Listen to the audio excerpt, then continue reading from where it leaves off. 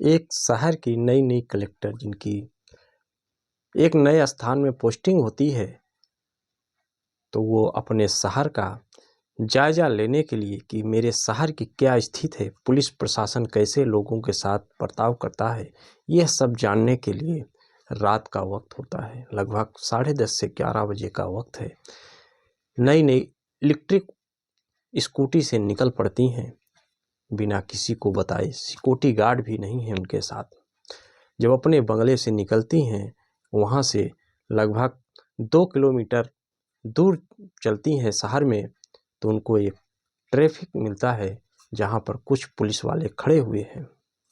जब पुलिस वाले इनको देखते हैं, बिना हेलमेट में मास्क लगाई हुई है कलेक्टर साहिबा, तो एक पुलिस का सिपाही उनके आगे डंडा ठोक देता है और रुकने के लिए इशारा करता है। कलेक्टर साहिबा चूँकि शहर का जानकारी लेने के लिए ही निकली थी, तो वो गाड़ी रोक देती है। इसके बाद सिपाही कहता है, मैडम आपने हेलमेट क्यों नहीं लगाया है और गाड़ी का कागज़ कहाँ है? तो मैडम कागज़ दिखाने में असमर्थता व्यक्त करती है, कहती हैं कि ये तो एक इलेक्ट्रिक बाइक है जिसका शायद कागज़ अनिवार्य नहीं है। लेकिन सिपाही कहता है, मैडम हेलमेट तो अनिवार्य है। मैडम कहती हैं, हाँ अनिवार्य है, लेकिन मैं जल्दी में भूल गई। अब सिपाही कहता है कि ठीक है, आप मेरे साहब से मिल लीजिए, अगर साहब जाने के लिए कह देते हैं तो आप जा सकती हैं।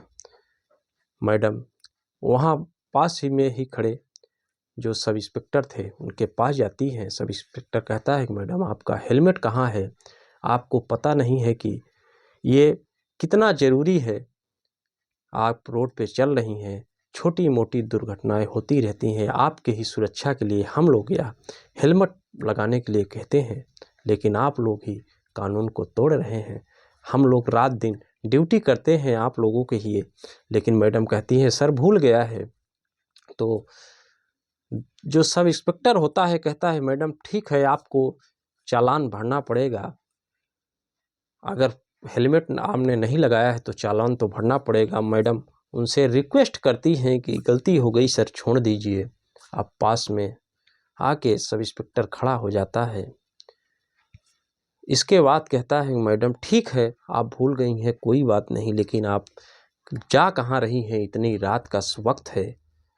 अब जब सब इंस्पेक्टर उनके बगल में खड़ा हो जाता है, उसकी स्कूटी पे ही मैडम बैठी हुई है, उनको गलत तरीके से वह टच कर देता है। साथियों, जब गलत तरीके से उनको छू लेता है इंस्पेक्टर, तो मैडम को यह उसका बर्ताव काफ़ी बुरा लगता है। लेकिन वो अपना हकीकत अभी बताना नहीं चाहती, क्योंकि यही हकीकत तो वह जानने के लिए निकलती हैं। इसके बाद इंस्पेक्टर कहता है कि ठीक है, आप एक काम करिए, जहाँ जा रही हैं आप वहाँ ना जाके वही काम मेरे साथ करिए। इंस्पेक्टर उनको काफ़ी गलत तरीके से, बहुत बेहुदा तरीके से बर्ताव करता है। आखिरकार वह कलेक्टर साहिबा अपनी गाड़ी को वहीं खड़ी करके सीधा वहाँ से पैदल चल देती हैं। कहती हैं, ठीक है, मेरे पास पैसे भी नहीं है, तुम लोग गाड़ी ही जब्त कर लो। और सीधा वहाँ से किसी तरह से बचा कर निकल पड़ती हैं। कुछ दूर चलती हैं कि आप देखे होंगे कि शहरों में लगभग रात के वक्त 11 बजे तक ठेला की दुकानें चलती है। वहीं एक चाट बेचने वाला विनोद नाम का लड़का जो था, उनको रास्ते में मिल जाता है। मैडम उनसे पूछती हैं कि भाई आप कहाँ जा रहे हो? कहते हैं, बहन मैं तो धंधा करता हूँ, चाट का ठेला लगाता हूँ, लेकिन अब धंधे का टाइम ख़त्म हो चुका है, तो मैं अपने घर जा रहा हूँ, पास में ही मेरा घर है। मैडम उनसे कहती हैं कि मैं तो यहाँ जानती नहीं हूँ, मैं ऐसी परिस्थितियों में फंस गई हूँ, मुझे पुलिस वाले काफ़ी मेरे साथ बुरा बर्ताव किए हैं, इसलिए मैं उनसे छूटकर किसी तरह से यहाँ आ गई हूँ। क्या तुम मुझे कहीं कोई आश्रय बता सकते हो जहाँ मैं रात बिता सकूँ? अब लड़का थोड़ा सा सहम जाता है कि अकेली लड़की है, लेकिन हो सकता है शायद किसी मुसीबत में है, तो इसको क्यों ना अपने घर ही ले चला जाए। एक कमरा है, वहीं किसी तरह से खाना पीना खिला देंगे, रात कट जाएगी। लड़की से पूछता है कि आप बहन हो कहाँ से? लड़की बताती है कि मैं उत्तर प्रदेश से हूँ, यहाँ मेरा कुछ बिजनेस व्यवसाय के हिसाब से आई थी, लेकिन मुझे काम नहीं मिला और पुलिस वाले मेरी गाड़ी भी रुका लिए हैं, जब्त कर लिए हैं।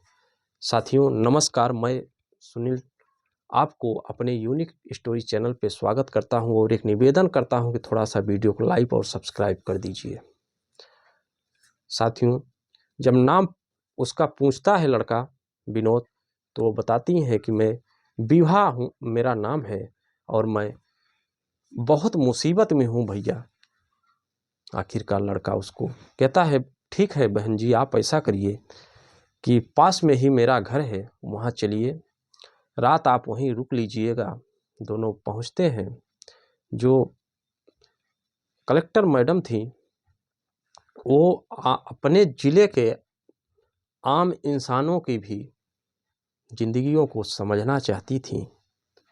सोचती हैं चलो ठीक है, लड़का ठीक ठाक बातचीत से लग रहा है, क्यों ना आज इसके साथ ही टाइम व्यतीत कर लिया जाए।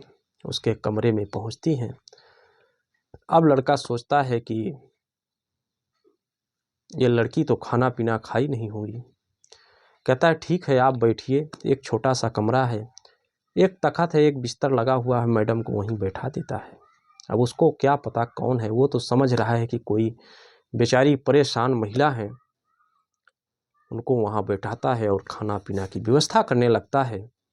विभा कहती हैं कि आप भैया क्यों परेशान हो रहे हैं, मुझे भूख तो है नहीं। तो लड़का कहता है नहीं, रात काफ़ी हो गई है, खाना खा लीजिए, आराम से सोइए, सुबह फिर देखते हैं क्या करना है। दोनों की चर्चाएं होती हैं। तो लड़का कहता है कि मैं यहाँ तो पुलिस वाले रात में सभी को परेशान करते हैं, ये डेली का इनका पेशा हो चुका है। आप आराम से पहले खाना खाइए, फिर देखते हैं सुबह क्या होगा। दोनों बातचीत करते हैं।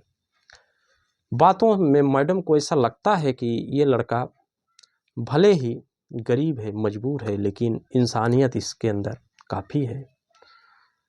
मैं अपरिचित हूँ इससे, लेकिन ये मुझे अपने कमरे तक ले आया और मेरे खाना पीना तक की व्यवस्था कर रहा है।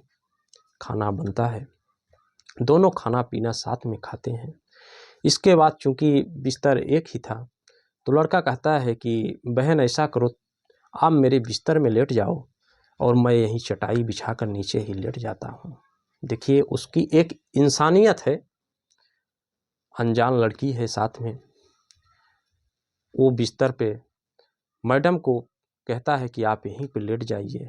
आखिरकार महिला भी पूछती है कि भैया आप कहाँ लेटोगे, बिस्तर एक है, क्यों ना हम दोनों, लगभग इस समय 2 बज रहे हैं, खाना पीना खाते लगभग 2 बज जाते हैं साथियों।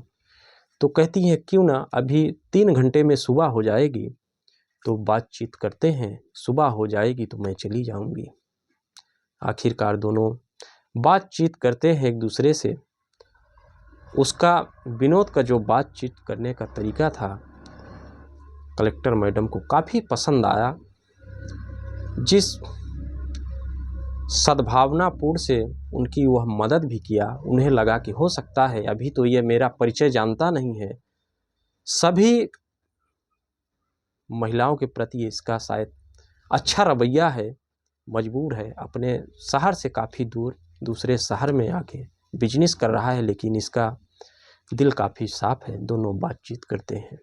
सुबह का टाइम होता है, महिला वहाँ से सीधा लड़के से कहती हैं भैया मेरा यहाँ से एक ठिकाना है जहाँ मैं रहती हूँ कमरा लेके, लगभग वहाँ से 5 किलोमीटर बताती हैं कि मेरा स्थान है, आप छोड़ दीजिएगा।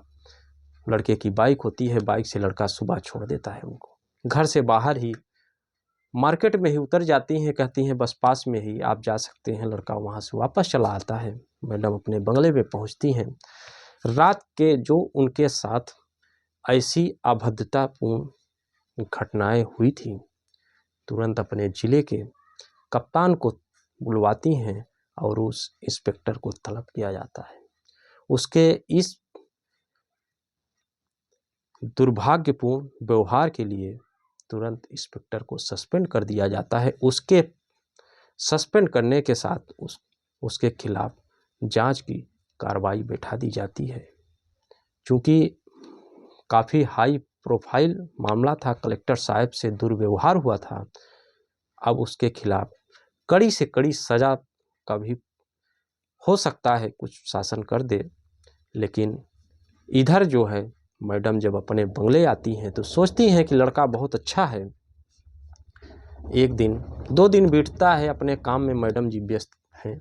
2 दिन बाद पुनः उसी टाइम पे उस लड़के से मिलने जाती हैं। लड़का जब उनको देखता है तो पूछता है, बहन आज कहाँ?